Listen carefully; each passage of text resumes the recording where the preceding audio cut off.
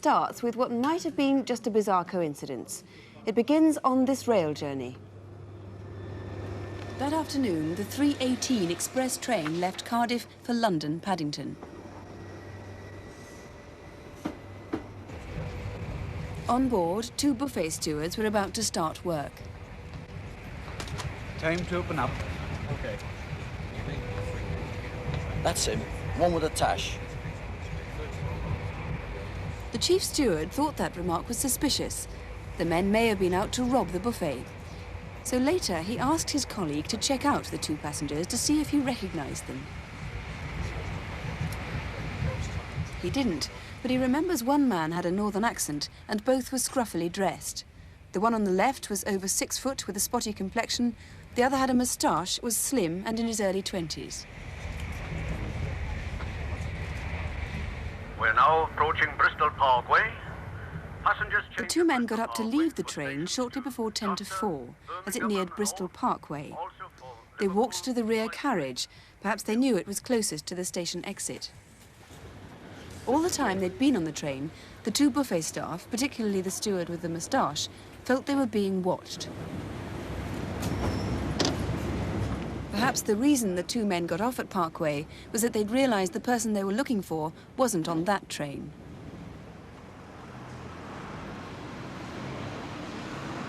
Early evening, the same day, at Paddington Station in London.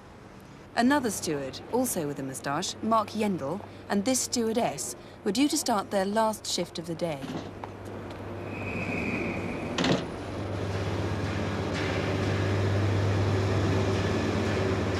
The 7:30 evening train to Temple Meads would take them both back home to Bristol.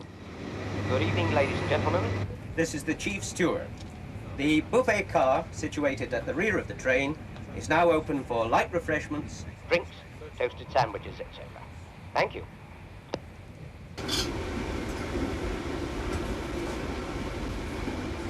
Regulars on the train might well have recognised Mark Yendell and his assistant.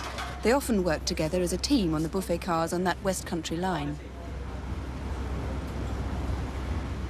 Mark was married with a baby daughter, and he was known for his individual style of working.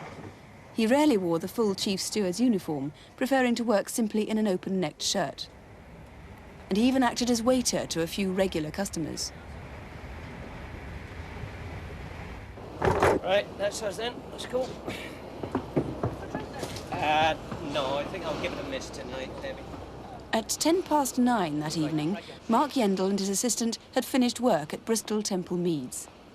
Station staff remember he left by the main exit and walked out to the adjoining car park where he'd left his red Lancia car earlier that day.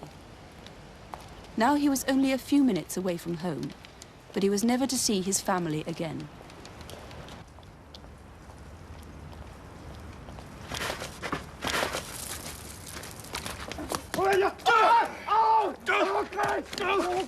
From forensic evidence, it would seem that Mark was attacked in the car park by at least 2 men, and that he was then driven away in the back of his own car. Whoever killed him must have had some local knowledge, because the Lancia was taken to Welsh Back, a spot between the Bristol and Redcliffe bridges, and conveniently close to the water's edge.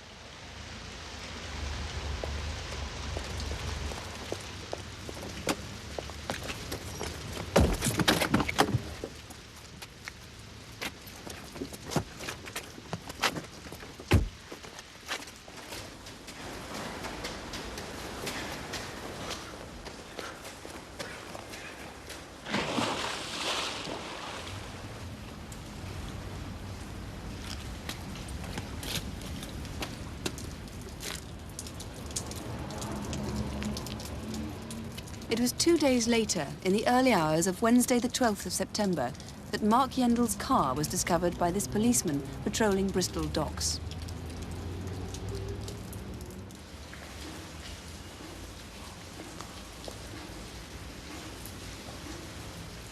Bloodstains on the car and pavement led him into sheds by the dockside, and he followed a trail to the water's edge.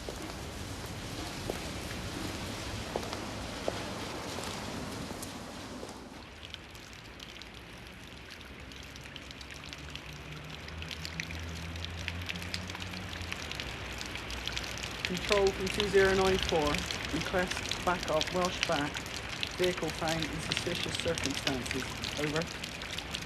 This was where Frogmen, working in 14 feet of water, recovered the body of Mark Yendell.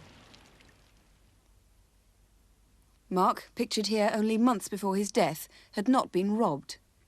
It was an apparently motiveless killing.